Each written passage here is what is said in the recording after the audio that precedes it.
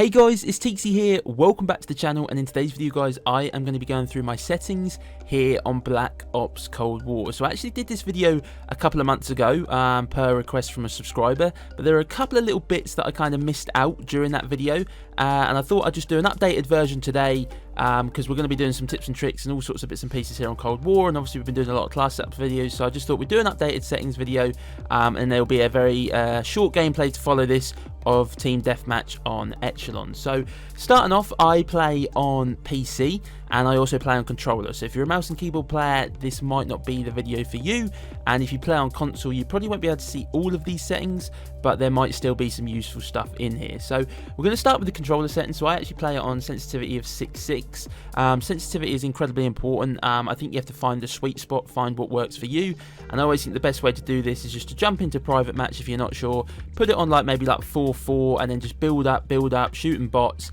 until you feel like you're quick enough to kind of snap onto people and turn if you need to, but you're not too fast to the point that you're out of control. But sensitivity is definitely a personal preference.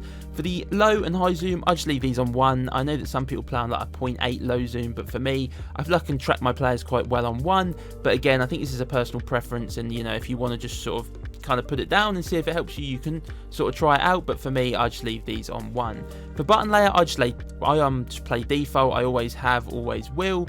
And then for the flipping the bumpers and the triggers, I actually have these flips, so I shoot with L1 and R1 and throw grenades and stuns with L2, R2. Aim response curve type, I have this on dynamic. I think this is incredibly important. I don't really fully understand it, so I won't try and explain it, but I just play on dynamic and have done for quite some time now.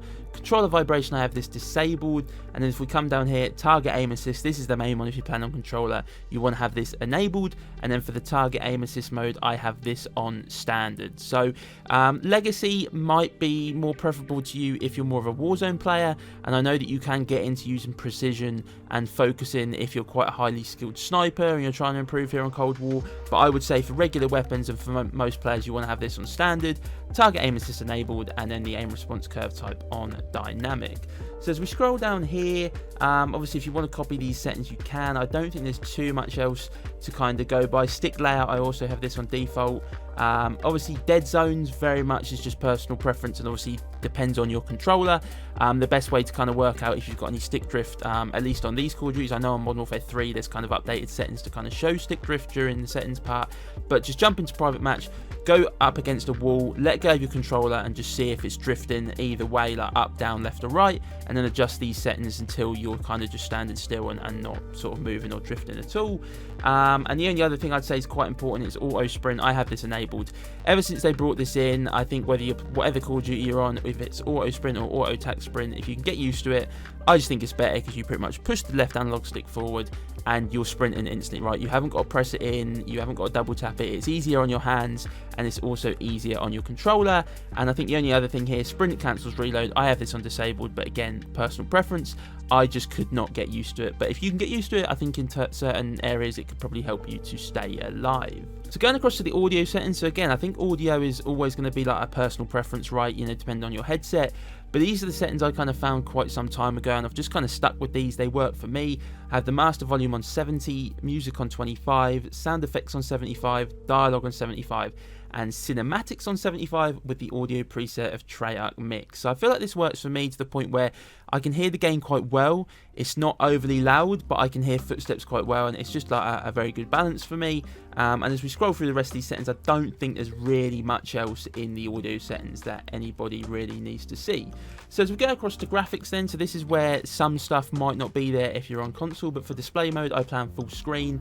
I just don't feel the need to be tabbing out or anything. Obviously make sure that your refresh rate is set to whatever your monitor can do. NVIDIA Reflex Low Latency, I have this on enabled boosted. Again, I don't fully understand it, but I know this is something that a lot of people recommend. Render resolution I have on 100. And coming down here, colorblind modes. Now this is a big one that I forgot last time. So in colorblind modes, you can change the colors of like your friendly, your party, the enemies, in terms of what they look like on the mini-map, but also what their nameplates look like in the game. So for example, I have my enemy set to a very bright pink colour, so when I've got a harp up, they're bright pink on the mini-map. When they're shooting on the, like when we've got a UAV, they're bright pink. Whenever they're shooting on the mini-map, they're bright pink.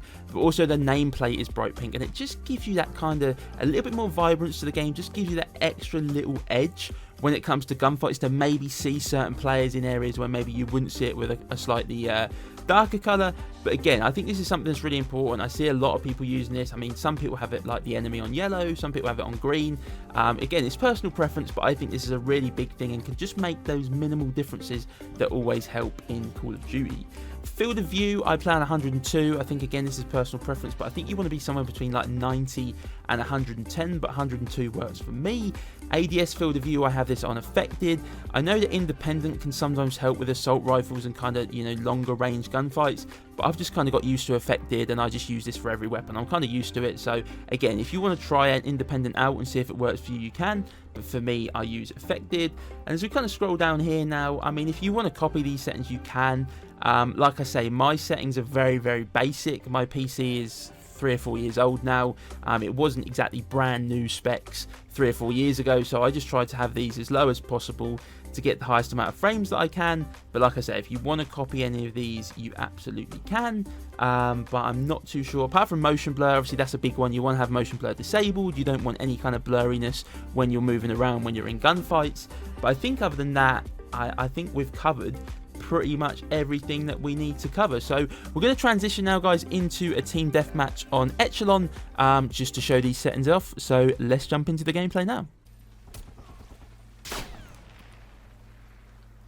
I have to admit, I do hate playing team deathmatch when I'm so used to demolition, just because it plays out so much differently.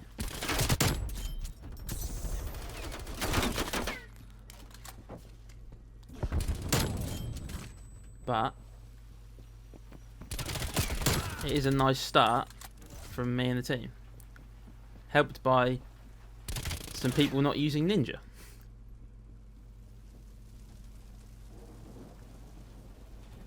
Yeah, so thanks guys for all the support throughout January, going back to Cold War. It's kind of the decision that I felt, is this guy using marshals? Hang on, I don't know, I skipped the kill cam.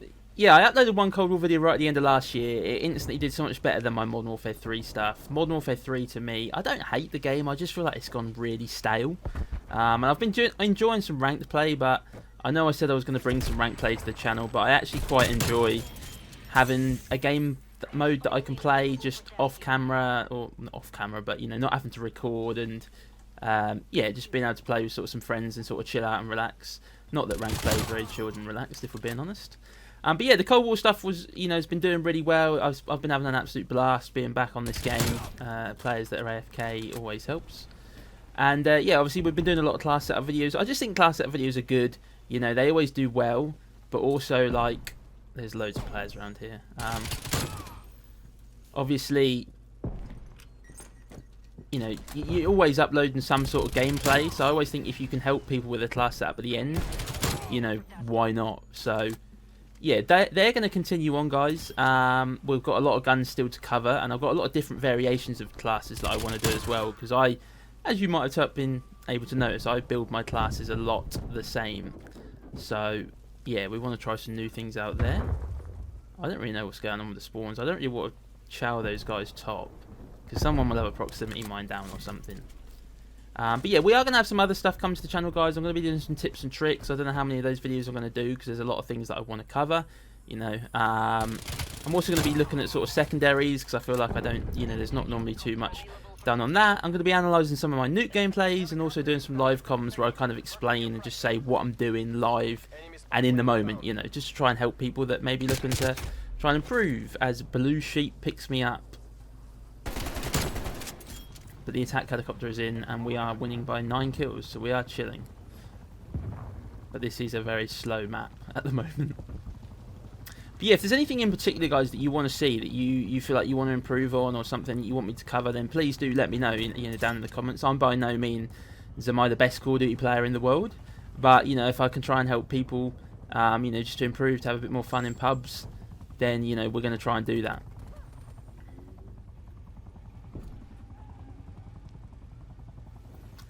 Right, I feel like they're all just, you know, probably not being helped by the attack helicopter. They're all just chilling around here, I think.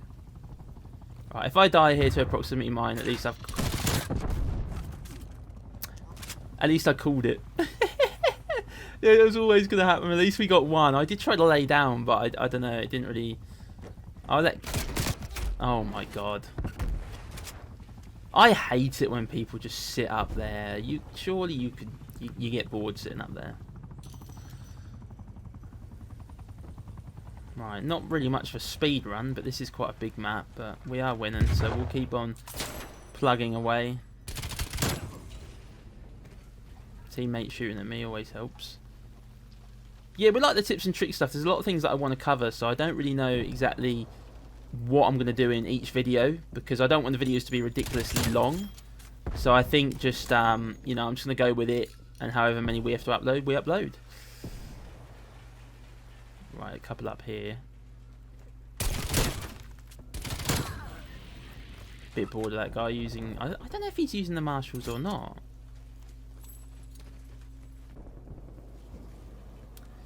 I love how the team deathmatch that I recorded earlier, it was a really close game. We won by about 5 kills. We almost lost it right at the end. It was really quite competitive. And my mic wasn't working. And now here we are, dominating this one, which is probably the one that's going to go on YouTube. And yeah, we're just flying. And it's not going to go down well with the reverse boosting police. But it's fine. It's fine. We chill.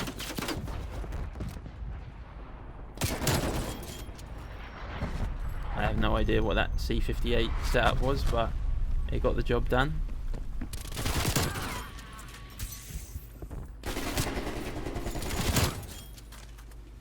I will just say, no idea what happened there.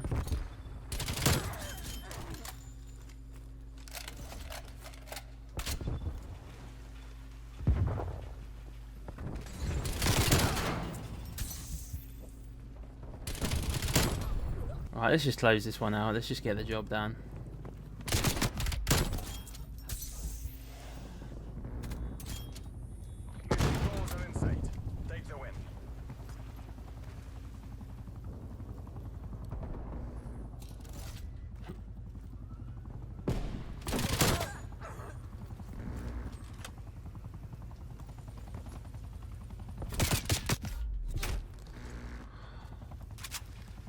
I don't know if it's me. I feel like wherever I go, I can hear like field mics.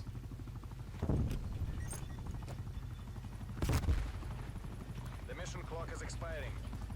We're almost going to go to the game clock. That's how slow this game's been. 10 minutes. We actually might go to the game clock. We still need 6 kills.